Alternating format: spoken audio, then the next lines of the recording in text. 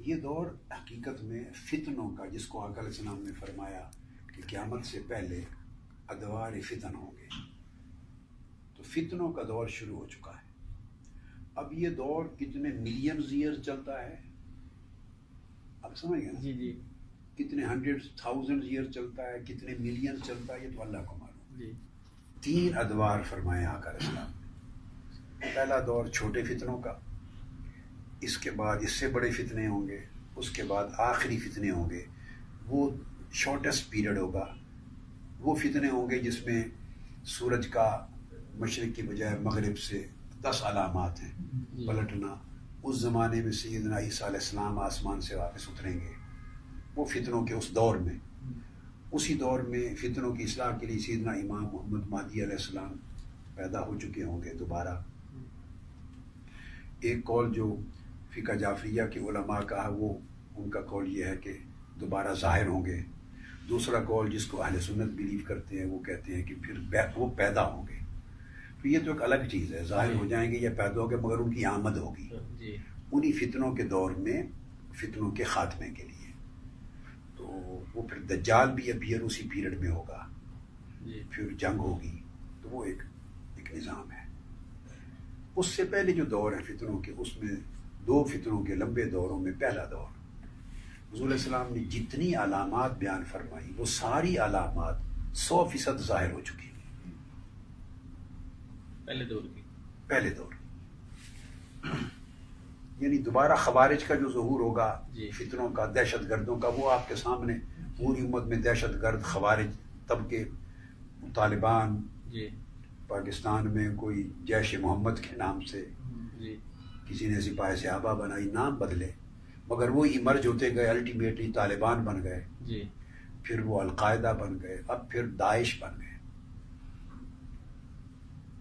اور میری جو اب موجودہ کتاب آ رہی ہے، اس وقت پریس میں ہے، وہ ہے بیٹے ISIS exposed through prophetic traditions. داعش پر کتاب ہے، کچھ 400-450 صفحات کی، جس میں نے ثابت کیا کہ داعش کا ذکر رسول اللہ السلام نے احادیث میں کر دیا تھا۔ وہ بھی انہی فتنوں کا دور ہے۔ میں نے وہ ساری احادیث کے حوالہ جات سے حدیث دے دی، فرمایا کہ عراق کے ڈیزرٹ سے نکلیں گے، یہ عراق کے صحرائی علاقے سے، اور عراق کے ساتھ سیریا کو گھیر لیں گے، دمشق کو، اور اس سے ایجپٹ میں بھی یہ فتنہ پیدا ہوگا، پھر یمن کو گھیر لیں گے، پورا عریبین پیننسولا اس کی زد میں آئے گا۔ یہ سب ان کے کالے جھنڈے ہوں گے، داعش کے کالا فلیگ ہیں، اور وہ اپنے آپ کو اصحاب الدولہ کہیں گے، جنہیں دولہ کہتے ہیں، الدولہ اسلامیہ للعراق والشام، ان کا نام داعش مراد ہے، الدولہ الاسلامیہ للعراق والشام، داعش۔ فرمایا وہ اصحاب الدولہ، آپ کو دولہ اسلامی اسٹیٹ کا کہیں گے۔ رسول اسلام نے حدیث میں فرمایا، اور یہ قتل کریں گے لوگوں کو، خون بہائیں گے پانی کی طرح، وغیرہ وغیرہ۔ یہ اور پھر باقی جو گھروں کے اندر فتنے ہیں، جیسے جو عام، یعنی جھوٹ کا عام ہو جانا، شراب کا عام ہو جانا، بدکاری کا عام ہو جانا، کرپشن کا عام ہو جانا، اور حرام کا مال عام ہو جانا، رزق حلال کا ہونا، جہالت کا بڑھ جانا، علم دین کا علم اٹھ جانا، اور اس طرح کی، اور چھوٹی گھٹیا لوگوں کا سردار اور سربراہ اور رہنما اور لیڈر بن جانا، گھٹیا کردار کے لوگوں کا، قوموں کا، قبیلوں کا اور ریاستوں کا سربراہ بن جانا، جن کے شر سے لوگ ڈر کے ان کے تابع ہو جائیں۔ یہ ساری چیزیں جو اس طرح کی، اگر 100 علامتیں بھی تعداد بنا لینا، اس پر بھی میری کتاب ہے، علامات اور فتن پر، حدیث پاک، وہ ساری ظاہر ہو چکی۔ یہ جہاں ہم بیٹھے ہیں، اور یہ جو گلف ہے، UAE، فرمایا یہ جو صحرا ہے میرے عرب کا، اس میں فلک بوس عمارات بن جائیں گے، اور ننگے پاؤں اونٹ چلانے والے بہت بڑے ان کے مالک اور بادشاہ ہو جائیں گے یہاں۔ اب وہ سب کچھ ہو چکا ہے۔ اس طرح میں نے ایسے چند نمونے دیے۔ پھر اگلا دور ہے، ابھی جو فتنوں کا دور ہے، اس فتنوں کے دور میں مادیت غالب آ گئی، مادیت اس نے اور دنیا پرستی نے قبضہ کر لیا ہے لوگوں کے ذہنوں پر، دماغوں پر، سوچوں پر، خواہشوں پر، ان کے لائف کے تمام پہلوؤں پر۔ یہاں تک فرمایا کہ سچ بولنے والا چھپتا پھرے گا، ایماندار مجرم تصور کیا جائے گا سوسائٹی میں، یعنی ایماندار شرم کے مارے چھپائے گا اپنے آپ کو، بددیانت اور جو بے ایمان اور خائن کرپٹ لوگ ہیں وہ فخر سے سر اونچا کر کے چلیں گے. یہ سب علامتیں ہیں. تو یہ ایک کلچر آ گیا ہے. اب اس کلچر میں آگے ایمان پر حملے ہی حملے ہیں. ایمان کے بچاؤ کی کوئی صورت نہیں ہے. نفس کے بھی حملے ہیں، دنیا، سوسائٹی، ماحول کے بھی حملے ہیں، شیطان کے بھی حملے ہیں، اور زمانے کے بھی حملے ہیں. اب میں کرکس یہ بتا رہا ہوں بیٹے کہ ایسے ماحول میں یہ کبھی ممکن نہیں ہوگا کہ آگے چل کے آقا علیہ السلام نے، صحابہ کرام نے پوچھا یا رسول اللہ، ایسے زمانوں میں دو صورتیں آقا نے فرمائی. ایسے زمانوں میں ہمارے جو لوگ ہوں گے مسلمان، ایمان کیسے بچائیں گے؟ فرمایا یہ ایسا دور آ جائے گا کہ جو شخص دنیا اور سوسائٹی، گھر بار چھوڑ کے پہاڑوں کی غاروں میں چلا جائے گا اور عبادت کرے گا، صرف اس کا ایمان بچے گا.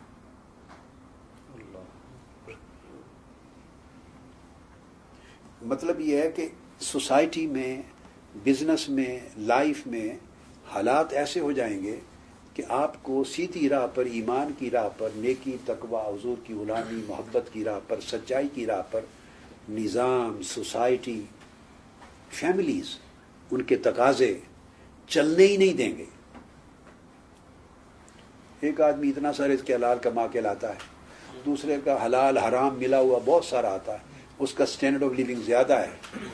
ایک بہن اس کے گھر ہے، دوسری بہن آپ کے گھر ہے، آپ کے پاس رزق حلال آتا ہے، اسی بیوی نہیں آپ کی جان نہیں چھوڑنی کہ میری بہن تو دیکھو اس طرح رہ رہی ہے، تو میں نے تمہارے گھر آ کے کیا پایا، میرے تو کھانا ہی نہیں ملتا مجھے کھانے کی. میں تو ایک چھوٹی سی مثال دے رہا ہوں. تو وہ پھر جب ایک دوسرے کے ملیں گی تو ان کا رہن سہن سارا ہے. تو یعنی اس طرح سوسائٹی ہے اٹھنا بیٹھنا. تو ایسے حالات میں اتنی ایمان کے اوپر حملے ہیں. فرمایا جو غاروں میں چلا جائے گا اور یعنی اونٹ بکریاں چرا کے دودھ سے اپنا پیٹ پالے گا اور عبادت کرے گا، اسی کا ایمان بچے گا. ایک دوسرا آقا علیہ السلام نے فرمایا کہ میری امت کی ایک جماعت کہتے ہیں طبقے کو، یہ حدیث سیاح ہے، قیامت تک ان تمام فتنوں کے دور پہ حق پر قائم رہنے والے لوگوں کی بھی ایک جماعت ہوگی. پھر سمجھا رہا ہوں، جماعت سے مراد اسپیسیفک آرگنائزیشن نہیں ہے، مراد ایک طبقہ ہے کہ میری امت کے ان فتنوں کے بھی تمام ادوار میں ایک طبقہ ایسے لوگوں پر مشتمل، ایسے لوگ ہوں گے جو حق پر رہیں گے، حق کی دعوت دیں گے، باطل سے لوگوں کو منع کریں گے، بچائیں گے، حق کے لیے لڑیں گے اور باطل کے ساتھ جنگ کریں گے. یہ حدیث کے لفظ میں ترجمہ بتا رہا ہوں، حضور علیہ السلام نے فرمایا. اور دوسری جگہ فرمایا وہ ایسے لوگ ہوں گے جو مجھ سے محبت کریں گے، اپنی جان و مال بھی لٹا کر میرے دیدار کی خواہش کریں گے. وہ میرے اخوان، میرے بھائی ہوں گے، میں ان کی ملاقات کا طلبگار ہوں. اس طرح کی آپ نے پیشین گوئیاں فرمائی. یعنی وہ لوگ جو فتنوں کے دور میں ایمان پر قائم رہیں گے اور قرآن سے اور میری سیرت سے اور میری محبت سے اپنا تعلق جوڑ کے رکھیں گے. اور فرمایا ایک طبقہ میری امت میں ہمیشہ ایسے لوگوں کا رہے گا جو حق کے لیے لڑے گا، مرے گا. یہ اشارہ دیا جماعت کی طرف، تنظیمی وجود کی طرف. کیا؟ اور ایک اشارہ دیا اگر تنظیمی وجود نہیں ہے تو پھر غاروں میں چلے جاؤ، تنہا رہنا ہے تو غاروں میں جاؤ گے تو ایمان بچ جائے گا. بس دن کو اونٹ کا دودھ پیا یا بکریوں کا دودھ پیا، چرایا اور عبادت کر لی. یعنی اب یہ جو آثار ہیں یہ ایکسٹریم ہیں، مگر اس سمت حالات جا رہے ہیں. ان حالات میں حضور علیہ السلام کا فرمان کہ ہمیشہ میری امت میں ایک طبقہ امر بالمعروف نہی عن المنکر کرنے والا اور حق کے لیے یقاتلون الحق کے لیے جنگ لڑنے والا، باطل سے لڑائی کرنے والا، حق کو زندہ کرنے والا، اٹھانے والا رہے گا. کیوں رہے گا؟ آقا علیہ السلام کو معلوم ہے کہ ان ادوار میں آ کر کسی انڈیویجول کے بس میں نہیں رہے گا کہ رہے بھی سوسائٹی میں اور اس کا ایمان اور نیک عمل بھی اور رسول علیہ السلام سے نسبت بھی، اللہ کی بندگی بھی اور خیر بھی اور ذہنی طہارت اور پاکیزگی بھی بچ کے رہ سکے پورے کے. جیسے سمندر میں یا دریا میں آپ کو کوئی دھکا دے دے اور کہے بھائی آپ نے گیلا نہیں ہونے دینا اپنے کپڑے کو، بھیگنا نہیں ہے، تو جب دریا میں آپ کو دھکا دے دیا تو آپ کیسے نہیں بھیگیں گے؟ تو دریا میں جائیں یا تالاب میں چلے جائیں اور بھیگے نہیں تو نہیں ہو سکتا. تو گویا یہ ایک سوسائٹی اب اس طرح ماحول آغاز ہو چکا ہے فتنوں کا اور آگے جا رہا ہے کہ اس تالاب میں یا اس برائی کے سمندر میں رہنا ہے اور وہ چھینٹے بھی پڑیں گے، بھیگے گا بھی انسان. اس کا علاج آقا علیہ السلام نے فرمایا 2 طریقے ہیں. پہلا جو طریقہ ہے وہ وقت شاید ابھی نہیں آیا، شاید وہ سیدنا امام مہدی علیہ السلام کی آمد کے وقت یا عیسیٰ علیہ السلام کے نزول کے وقت شاید وہ وقت آ جائے. آپ سمجھ گئے نا کہ جب انڈیویجولز کو ایمان بچانے کے لیے پناہ گاہیں کو ضرورت ہو. یہ وہ دور ہے جس میں آقا علیہ السلام نے فرمایا کہ ایمان بھی اپنے آپ کو بچانے کے لیے صرف مدینہ میں آ جائے گا. جس کا مطلب ہے سارا جہان ایمان سے خالی ہو جائے گا اور ایمان کی پناہ بھی مدینے میں ہوگی. تو وہ اگلا دور ہے. تو جو اس سے پہلے ادوار ہیں اس میں یہ دوسرا جو طریق فرمایا کہ اہل حق کا ایک طبقہ ہوگا جو ایمان کے قیام کے لیے، حق کے قیام کے لیے، باطل سے لڑنے کے لیے ہمیشہ اپنی جنگ جد و جہد جاری رکھے گا. اس فرمان نبوی کی تعمیل میں لوگ اپنے اپنے دور میں ایک اجتماعی کاوش کرتے رہے. ہم نے منہاج القرآن کو قائم کیا ہے. آپ سمجھ گئے نا؟ اب اس دور میں انڈیویجول اگر چاہے کہ وہ اپنے اور اپنی اولاد کے ایمان کو، آپ اب تھوڑا انالیسس کریں گے نا آپ بیٹھ کے اپنے ارد گرد کے ماحول کا. کتنے والدین ہیں جو خود نمازی تھے، اچھی راہ پہ تھے، مگر بچے ان کے والدین جیسے نہیں رہے اور بچوں کے ہاتھوں وہ ان کے حالات پر روتے ہیں، پریشان ہیں. اب آپ گرد و پیش میں، اعزا اقارب میں، رشتہ داروں میں، دوست احباب میں دیکھیں تو آپ سینکڑوں تک گنتی کرتے چلے جائیں، آپ کو جگہ جگہ نمونے ملیں گے. وجہ کیا ہے کہ پیرنٹس آن دیئر اون اپنی نسلوں کے بچوں کے ایمان کی حفاظت میں کامیاب نہیں ہو سکے، ناکام ہو گئے. چونکہ وہ خود بہت بڑے پیرنٹس، بہت بڑے دفاعی ماہر تو نہیں تھے، ایمان کے دفاعی ماہر تو تھے نہیں، پیرنٹس ہی تھے نا. جتنا ان سے ہو سکا، جتنی ان کی صلاحیت تھی، جتنی سمجھ تھی، جتنی ان کے اندر ایمانی مضبوطی تھی، خود بھی تو کمزوریاں تھیں، انہوں نے کیا ہوگا. مگر وہ اتنے دفاعی ماہر نہیں تھے کہ وہ جنگ کے ماحول میں گولے بھی چل رہے ہیں، تیر بھی چل رہے ہیں، تلواریں بھی چل رہی ہیں، حملے ہو رہے ہیں، سب ایمان پر. تو اس میں وہ بچوں اور نسلوں کو بچا بھی سکے. بد عقیدگی بھی ہے، بد اعمالی بھی ہے، بد اخلاقی بھی ہے، بد فکری بھی ہے. ایک کلچر ہے سارا، پورا گلوبل ولیج بن گئی ہے دنیا سارا. فحاشی، عریانی، بے حیائی، سارے 1000 قسموں کے حملے ہیں. تو صرف یہ انٹرنیٹ کی اور سیل فون کی، موبائل فون وغیرہ کی جو فیسلٹی ہے اور یہ جو ای میل، صرف یہی کسی کو برباد کرنے کے لیے ایک چیز کافی ہے جو ضروریات بھی پوری کرتا ہے اور آپ کو معلومات بھی دیتا ہے، وہیں وہ ایمان اور اخلاق کو جلا کے راکھ کر دینے کے لیے بھی مور دین انف ہے. آپ سمجھ گئے؟ تو مطلب یہ ہے کہ پیرنٹس آن دیئر اون نہ اپنے ایمان کو مضبوط کر سکتے ہیں، نہ اپنی اولادوں کے ایمان کو. اس لیے ہر کوئی اب بیٹھا ہے میرے بچوں کا یہ ہو گیا، میرا یہ ہو گیا، دعا کر. اب یہ چیزیں دعاؤں سے تو نہیں ہونی. اس کے لیے دوا سے بڑھ کر، دعا سے بڑھ کر دوا بھی چاہیے تھی. تو یہ دوا ہے کہ ایک ایسی تنظیم کو قائم کیا جائے، اور جب تنظیم قائم ہوتی ہے تو اس کی مثال ایک درخت کی ہوتی ہے. درخت کے ساتھ، درخت کو جڑوں سے پانی ملتا ہے، تنے کو، پھر اس پر شاخیں لگتی ہیں. تو پھل بھی کبھی جو پھل ہے وہ بھی شاخوں پر لگتا ہے، اور اسی شاخ پہ لگتا ہے جو تنے کے ساتھ جڑی ہوئی ہوتی ہے. اور اس شاخ کو الگ کر کے رکھ دیں اور توقع کریں اس پہ پھل لگ جائے گا، تو پھل کبھی نہیں لگے گا، نہ پتے آئیں گے نہ پھل آئیں گے. تو اس شاخ کو بھی ہرا بھرا ہونے کے لیے کسی تنے سے جڑنا ہے. تو ایمان کی شاخ بھی اس طرح ہرا بھرا ہوتی ہے کہ کسی ایک اجتماعیت میں اپنے آپ کو جوڑے. اس لیے وَلْتَكُمْ مِنْكُمْ أُمَّةٌ يَدْعُونَ، جگہ جگہ قرآن مجید میں کہ تم میں سے ایک طبقہ ایسا ہونا چاہیے جو یہ کام کرے، تم میں سے ایک گروہ ایسا ہونا چاہیے یہ کام کرے. قرآن مجید میں درجنوں مقامات پہ یہ حکم آیا، کیونکہ اس میں عافیت ہے ان لوگوں کی جو آن دیئر اون اپنے یا اپنے خاندان یا بچوں کے ایمان کی حفاظت نہیں کر سکتے، تو تاکہ ان کی اور سوسائٹی میں ایمان کی حفاظت کا اہتمام ہو سکے. میں نے آپ کو اس کا ایک سینکڑوں اینگلز ہیں بے شمار، مگر ایک بڑا امپورٹنٹ اینگل آپ کو ایکسپلین کیا.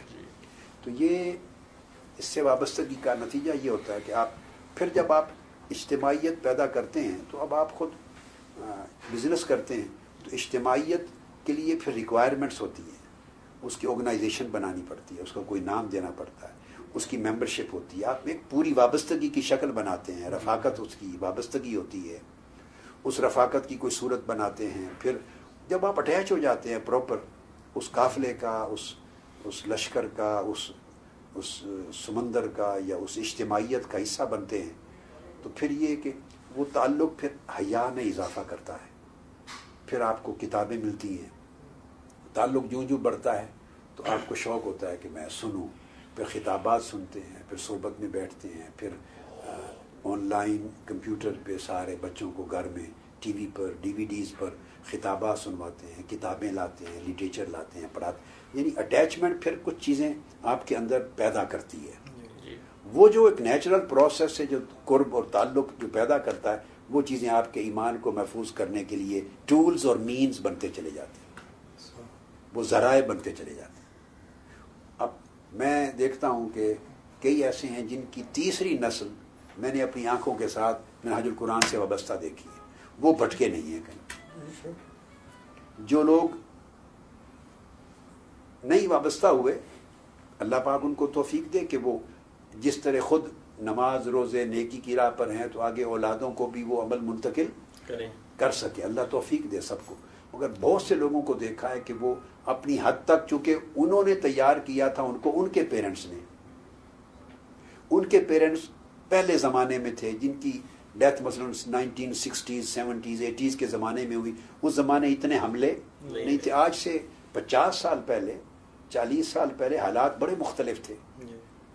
تو جو پیرنٹس منسلک نہیں ہوئے کسی بھی ایسے نیک کام کے اجتماعیت میں، اور وہ اس خیال میں کہ شاید ہم اپنے بچوں کو بھی، ہم بھی تو ٹھیک راہ پر ہیں نا، تو ہم اپنے بچوں کو بھی قائم رکھ لیں گے، انہیں مغالطہ تھا. وہ ٹھیک راہ پہ آن دیئر اون نہیں ہیں. ان کے والدین اس دور کے لوگ تھے جنہوں نے بڑی محنت کی تھی، رزق حلال کمایا تھا، رزق حلال کھلایا تھا، مارتے تھے، سکھاتے تھے، آداب دیتے تھے، گھر میں بے حیائی نہیں تھی. تو بھی آپ پلے تھے اس پیریڈ میں ان والدین کے پاس. اب ان والدین جیسی تربیت کی سختی آپ میں نہیں ہے. دور نیا آ گیا اور بچے بھی وہ سختی قبول نہیں کرتے. چینج ہو گئی نا کلچر. تو اب اس طرح آپ بچوں کی پرورش نہیں کر سکتے جس طرح آپ کی پرورش کی گئی تھی. آپ کو کچھ اب نئے ٹولز اور مینز چاہیے. تو جنہوں نے اپنے اوپر تکیہ کیا وہ بچے لوز ہو گئے. اب ان گھروں میں مجھے علم ہے بچے ان کے شرابیں پیتے ہیں، کلبوں میں جاتے ہیں، دنیا کی ہر برائی کی طرف جاتے ہیں. الامان الحفیظ. اور ایسے ہزاروں لاکھوں لوگوں کے اندر تو جو منسلک ہو جاتے ہیں، وہ منسلک ہونا جو تعلق ہوتی ہے، اب وہ تعلق بھی آدمی، میں ہمیشہ یہ کہتا ہوتا ہوں کہ منسلک ہونے سے پہلے اچھی طرح سوچیں کہ جہاں میں رفاقت یا تعلق یا کسی آرگنائزیشن میں یا کسی اجتماعیت میں داخل ہو رہا ہوں، وہ جگہ درست اور اہل بھی ہے، کس مقصد کے لیے داخل ہو رہا ہوں، وہ مقصد میرا پورا بھی ہوگا یا نہیں. ایسی جگہ بھی ہیں کہ آپ منسلک ہوں گے کسی عقیدت کے ساتھ، انہوں نے عمر پر پیسے ہی بٹورنے آپ سے، نذرانے ہی لینے، ہاتھ چومیں گے، جائیں گے، خدمت کریں گے، نذرانہ دیں گے، دعا لیں گے، گھر آ جائیں گے. اس کے علاوہ وہاں سے کچھ ملنا ساری زندگی نہیں ملنا. بس آپ زیارت کو جائیں گے، کبھی نذرانہ دیں گے، بس ملیں گے اور پیسے دے دلا کے دعا کروا کے آ جائیں گے. تو آپ کو کچھ نہیں ملا وہاں سے. جس مقصد کے لیے اجتماعیت کا حصہ بننا ضروری ہے وہ مقصد وہاں ہے ہی نہیں. میں لوگوں کو کہتا ہوں کہ یہ فیصلے سے پہلے پرکھیں ضرور. میں بہت ینگ لائف میں آپ کو اگر میرے پرانے خطابات کی ڈی وی ڈیز اور سی ڈیز ہوں، لیکن خطابات سننے والے جنہوں نے 80s میں سنا اور 90s میں جو سنتے تھے ان کو یاد ہے، سب لوگ موجود ہیں. میں کہتا تھا اپنے طلباء سے بھی، سب رفقا سے کہتا تھا، بھئی آپ میرے ساتھ رہتے ہیں، مجھے سنتے ہیں، میری مجلس صحبت میں بیٹھتے ہیں، آپ کو شاید ساری دنیا سے بڑھ کے میں لگتا ہوں گا. پھر آپ سمجھتے ہوں گے اپنی عقیدت میں کہ میرے جیسا دنیا میں ہے ہی نہیں. میں نے کہا ایسا خیال نہ کریں، مبالغہ آ رہی ہے، آپ گھومیں پھریں، صرف یہ کہ اپنے کچھ معیارات بنائیں کہ آپ کے تقاضے تک اور ریکوائرمنٹس کیا ہیں اس دور میں، اپنے ایمان کو بچانے بلکہ مضبوط تر کرنے اور اگلی نسلوں کو منتقل کرنے کے لیے کیا کیا ریکوائرمنٹس ہیں وہ ضرور لکھ لیں، اور وہ ریکوائرمنٹس لے کے گھومیں پھریں، مجھے سب سے بڑا نہ سمجھیں، پہلے گھومیں پھریں، عرب بھی جائیں، عجم بھی جائیں، شام جائیں، عراق جائیں، عرب جائیں، ویسٹ میں، ایسٹ میں، ہر طرف پاکستان میں جائیں، 2 4 4 مہینے، یہ آپ نے سنی ہوئی یہ باتیں مجھ سے، 2 4 4 مہینے، 6 6 مہینے گزاریں لوگوں کے پاس، جو بڑے بڑے نام 2 4 5 10 آپ دنیا اسلام میں سنیں نا، عالم اسلام میں، ان کے پاس کچھ وقت گزاریں، جہاں سب سے بہتر آپ کو مل جائے نا، یا طبیعت اطمینان پائے، بس اس اجتماعیت کا حصہ بن جائے، مجھے بھول جائیں۔ میں نے سینکڑوں بار یہ بات کی میرے خطابات میں آج تک، میں نے کہا واپس میرے پاس نہ آئیں، چونکہ جس مقصد کے لیے میرے پاس آپ نے آنا تھا وہ مقصد مجھ سے بہتر کسی اور جگہ اگر تمہارا پورا ہو جائے تو میں آپ کو حکمن کہوں گا ادھر جڑ جائیں، مجھ سے بہتر پورا ہو رہا ہے کہیں سے، اور اگر گھوم پھر کے پوری دنیا میں دیکھیں کہ کسی اور جگہ مقصد اس طرح پورا نہیں ہو رہا، یہاں ہوتا ہے، تب واپس آئیں، اور اگر اس سے بہتر یا اس جیسا کہیں پورا ہوتا ہے تو جائیں، مگر اتنا ضرور ہے کہ اجتماعیت سے جڑیں، تنہا رہیں گے تو آپ ناکام ہو جائیں گے، حملے اتنے سخت ہیں، یہ اپنی لائف میں ناکام ہو جائیں گے، موسٹلی اپنی لائف میں نہیں، اپنی گزر اوقات کر لیں گے، مگر بچوں کے لیے پہلی نسل بھی برباد کر بیٹھیں گے، اور اللہ پاک نے فرمایا قوا انفسکم واہلیکم نارا، اپنے آپ کو اور اپنے اہل و عیال، بچے بیٹیوں کو بھی دوزخ سے بچاؤ، تمہارے اوپر کم سے کم ایک نسل کی ذمہ داری تو ہے نا، تو پوچھا جائے گا آپ سے وہ کیوں برباد ہوئے۔ تو یہ میں ہمیشہ کہتا رہا ہوں، تو وہ پھر یہ ہے وہ بنیادی ضرورت، اس کا پہلے تعین کریں، یعنی آنکھیں کھول کر، دماغ کو اور آنکھوں کو کھول کر تنقیدی نگاہ سے پرکھ پر، جیسے اچھی طرح پرکھتے ہیں نا، اپنے معیارات کو ذہن میں رکھ کر، یعنی یہ ضرور ہے، اس میں میں آپ کو کہوں گا کہ اجتماعیت کے بغیر رہنا اپنے آپ کو بڑے خطرے میں رکھنا ہے، آپ بڑی لہروں کا اور بڑے طوفانوں کا اور حملوں کا مقابلہ نہیں کر سکتے، خاص طور پہ اپنی نسلوں کو یہ منسلک کر جانا، ہم نسلوں پر ان کو تیار کریں گے تو پھر وہ آپ ان کے جو بچے آئیں گے وہ ان کو محفوظ کریں گے، اس طرح تو نسل در نسل اس طرح دین اور ایمان اور آقا علیہ السلام کا تعلق اور غلامی اور یہ جو نور ہے ایمان کا آگے منتقل ہوگا، یہ ضروری ہے۔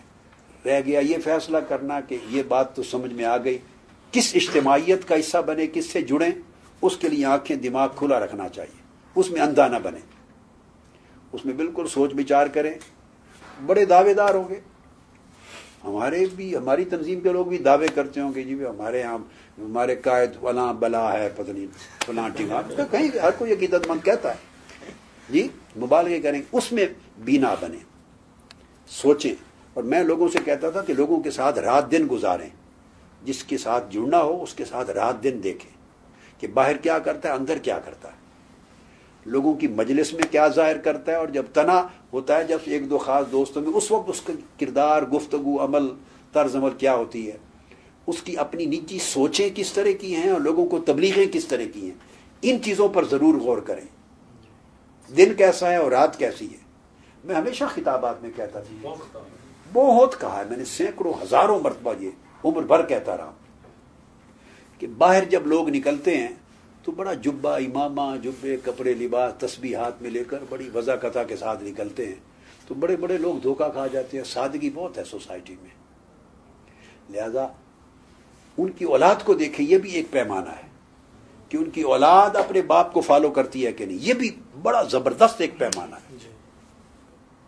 بڑے لوگ میرے پاس کئی مشائخ اور پیر آتے ہیں، کئی مشائخ اور پیر جو گدیوں کے مالک ہیں، بیٹے میں بتا رہا ہوں، جو بڑی بڑی گدیاں والے ہیں، میرے پاس آ کے روتے ہیں، اولاد ان کا بھی ایک ہی بیٹا ہے، 2 بیٹے ہیں، بگڑ گئے، ان کا کہنا نہیں مانتے، اور راہ پہ چل گئے، مجھ سے دعا کرواتے، یا کہتے ہیں کہ ان کو بھیجتے ہیں، آپ کے بہت عقیدت مند ہیں، آپ کوئی نصیحت کر دیں کہ باپ کی سن لے بات۔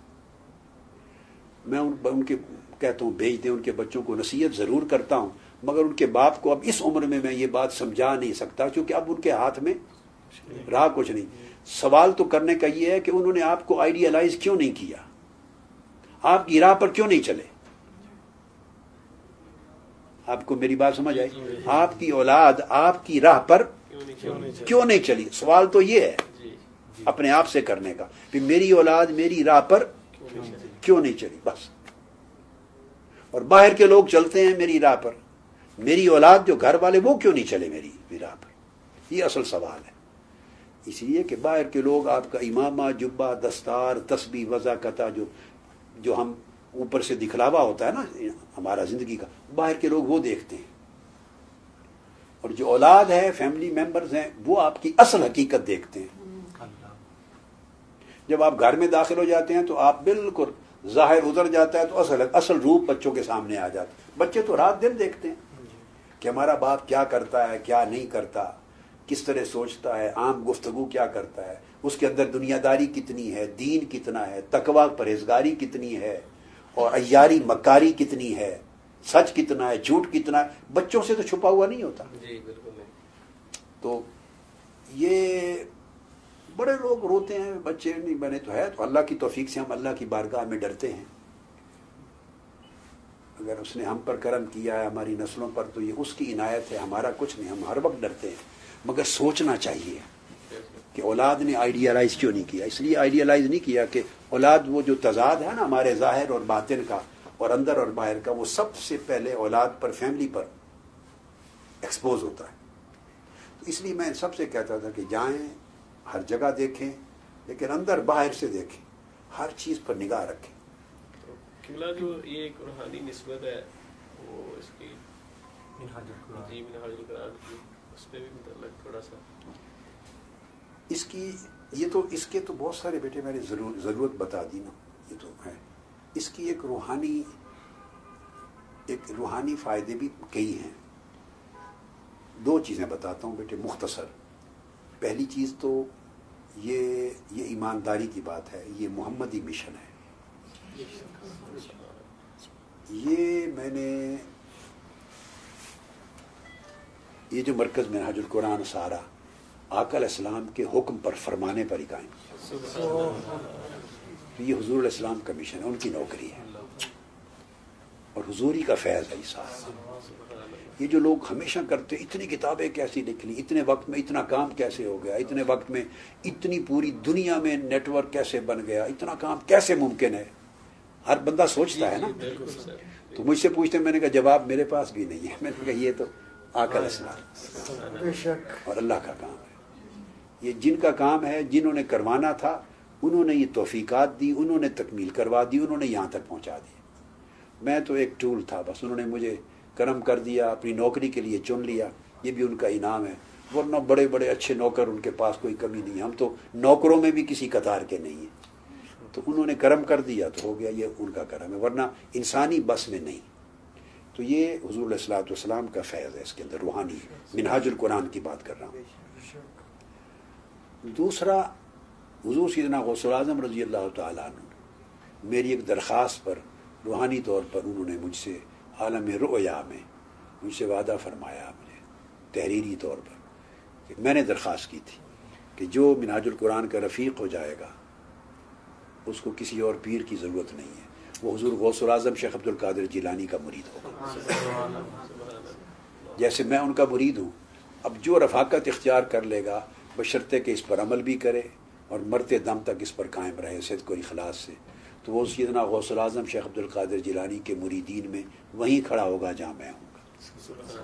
یہ میں نے درخواست کی تھی، اور 1 سال تک انتظار کیا، سال کے بعد مجھے جواب آیا، پوری منظوریوں کے بعد۔ یہ اس کا روحانی اضافی فائدہ ہے۔ ماشاءاللہ۔ اس کو میں بہت کثرت سے بیان نہیں کرتا، مگر کبھی کبھی اعتکاف کے مواقع پر، خاص مواقع پر میں نے اس کو بیان کیا ہے، یہ بھی کیسٹس میں ہے۔ اس کو میں نے بعض خاص مواقع پر جہاں کارکنان رفقا ہوتے ہیں ان کو علم ہے، بیان کرتا ہوں، بہت کثرت سے نہیں۔ آقا علیہ السلام کا بھی یہ روحانی حضور کا فیض ہے، اور اس کو میں نے ہمیشہ بیان کیا کہ یہ تحریک اور مشن محمدی مشن ہے، اور سارا فیض ہی حضور کا فیض ہے صلی اللہ علیہ وسلم۔ آقا علیہ السلام کے چشمے سے سیراب ہو رہا ہے منہاج القرآن. آف کورس باقی بھی ہر صدی میں جنہوں نے ایسے کام کیے اور دین کو اور ایمان کو زندہ کیا، تجدید کی، وہ آقا علیہ السلام کے فیض سے ہی کیا. ہر صدی میں جنہوں نے اتنے بڑے کام کیے، حضور علیہ السلام کے فیض کے بغیر اور اللہ کی مدد کے بغیر کوئی نہیں کر سکتا. ہمارے بعد بھی آئندہ صدیوں میں اللہ جن کو چنے گا اور ایسے کام جن کے سپرد کرے گا تو اللہ پاک اپنی خاص مدد اور آقا علیہ السلام کے فیض سے ہی نوازے گا اور اسی سے ہی تکمیل ہوگی. اتنا بڑا کام یہ انسانی وسائل سے، ذرائع سے نہیں ہوتا، یہ اللہ اور اس کے رسول سے ہوتا ہے. تو اس کی وابستگی کا مطلب یہ ہے کہ یہ تجدید دین کا کام ہے. صدی میں جو دین کی تجدید ہو رہی ہے تو بندہ اس کا حصہ بن جاتا ہے، اپنے ایمان کی بھی تجدید کرتا ہے اور امت کے اور سوسائٹی کے ایمان کی تجدید کے اجتماعی پروسیس کا بھی حصہ بن جاتا. ٹھیک ہو گیا. دوسری چیز تھی کہ ایک جیسے ہم زندگی گزار رہے ہیں نا ابھی جو چل رہی ہے یہ، تو اس میں تو مطلب آگے کوئی ٹریک ہی نظر نہیں آ رہا ہے. ایسے ہی جیسے کوئی جانور کی ڈیڈ باڈی جائے گی ایسے ہی لگتا ہے ہماری بھی چلی جائے گی. کچھ ایسا ہمیں دیں، کچھ سبق ایسا کہ ہماری جو ہے نا وہ آخرت بھی جو ہے نا. بیٹے میں نے وہی کہا کہ پہلا سٹیپ ہے کہ آپ اس اجتماعیت تحریک منہاج القرآن ہے، اس کی لائف ممبرشپ ہے، اس کی رفاقت پختہ لائف ممبرشپ خود اپنی فیملی کی لے. ایک سٹیپ ہے یہ ہوتا ہے نا جیسے آدمی کسی بلڈنگ میں داخل ہوتا ہے یہ کرے. اور پھر صرف رسمی رفاقت اور ممبرشپ کو، ممبرشپ جیسے ایک کلب کی یا تنظیم کی ہوتی ہے، رسمی نہ رکھیں. جو کچھ اس سے مل رہا ہے پھر اس کو ریسیو کریں، اس کو سنیں، اس کو پڑھیں، گھر میں اس کا تذکرہ کریں، پڑھائی کریں. المناج السوی ہے، عرفان القرآن ہے، بینات ہیں، یعنی 510 کتابیں اس وقت تک جو پبلش ہو گئی میری تصانی آؤٹ آف 1000. یہ یعنی ایسا صدیوں میں نہیں ہوا. 510 تو صرف پبلش ہو چکی ہوئی ہیں جو مارکیٹ میں اویلیبل ہے آؤٹ آف 1000. تو کتابیں ہر موضوع کے اوپر لیں، پڑھیں، پڑھائیں، خطابات سنیں، پھر عمل کریں تھوڑا تھوڑا تھوڑا کر کے اپنے آپ کو اس کے اندر ڈیولپ کریں، ریسیو کریں اس چیز کو، اپنی زندگی میں لائیں. پھر جیسے آپ کے حالات، مالی وسائل، وقت کے وسائل، صلاحیت ذہنی ہو پھر اس مشن کے اندر کنٹریبیوٹ کریں. خواہ کوئی ذمہ داری لے کے کنٹریبیوٹ کریں، اگر مالی وسائل نہیں ہیں ذمہ داری لے کے کنٹریبیوٹ کریں اس دعوت کو پھیلانے میں.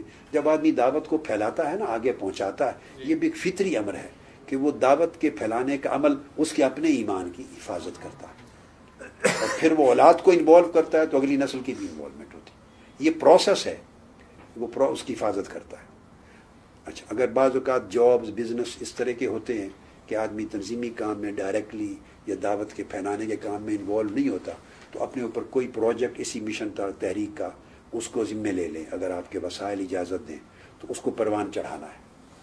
ایکسکلوسیو نہیں لے سکتے، اس سے جڑ جائیں، کہیں کہ یہ کام ہم نے تکمیل کرنا. بے شمار پروجیکٹ ہیں. گوشہ درود کا کام ہے، آغوش میں یتیموں کا پرورش کا کام ہے، بیت الزہرا میں بچیوں کی پرورش کا کام ہے، اس میں بچوں کے یتیم بچوں کا ہے، اس میں یتیم بچیوں کا ہے. گوشہ درود کا ہے، بچوں کے اسکالرشپ ہیں، انسٹیٹیوشن ہیں، یونیورسٹی کے شعبے منہاج القرآن کے بلڈ اپ ہو رہے ہیں. اپنے ہاں مختلف پاکستان بھر میں علاقوں کے اندر انسٹیٹیوشنز بنتے ہیں. تو یعنی کسی شکل میں آدمی کوئی آپٹ کر لے اور اس کام کو لے کے بڑھے، یا اس تحریک کے وسائل جنریٹ کرنے کے لیے کوئی ایسا انسٹیٹیوشن، کوئی ایسی چیز بنانے کا عمل شروع کر دیں جس سے اس مشن کو فروغ دینے کے لیے کچھ وسائل اس کو ملتے رہیں. آج ہم ہیں، کل نہیں ہوں گے تو وہ کام نہ رک جائے. تو اس کام کو دوام دینے کے لیے وسائل مہیا کریں. تو خواہ وقت دیں تو وہ بھی کنٹریبیوشن ہے، وسائل خرچ کریں وہ بھی کنٹریبیوشن ہے، ذہنی ان پٹ دیں دماغی اپنی وہ بھی اس کا کنٹریبیوشن ہے، عملی اسٹرگل کر کے اس کام کو آگے بڑھائیں وہ بھی کنٹریبیوشن ہے. یہ بندہ خود اپنی صلاحیت کے مطابق ڈیسائیڈ کر سکتا ہے. ایونیوز کھلے ہیں، خود ایونیوز بندہ جنریٹ کر لیتا ہے. اوپن ایک چیز ہے نا. کلیئر ہو گئے؟ اللہ برکت دے. آپ سلام دعا کر بگننگ ہے، اس سے وابستہ ہوں، جڑ لیں اس اجتماعیت میں، اس کی جو لائف ممبرشپ ہے. پھر آگے رسمی نہ رکھیں، پھر آگے بڑھیں. ضروری نہیں ہے کہ کوئی تنظیم ہے مقامی اس کا حصہ عہدیدار بن کے کرنا، نہیں.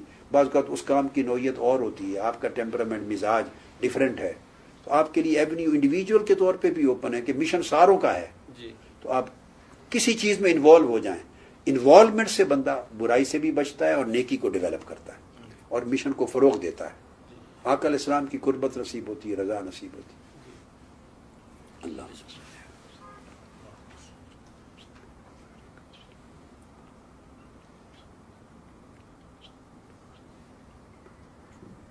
اللہ پاک آپ کی ماں میں برکت دے اور سلامتی دے, حضور کے دین کی خدمت کا عظیم سپاہی بنایا, حضور السلام کی رحمت و سایہ اور رکھا, دنیا آخرت کی حیات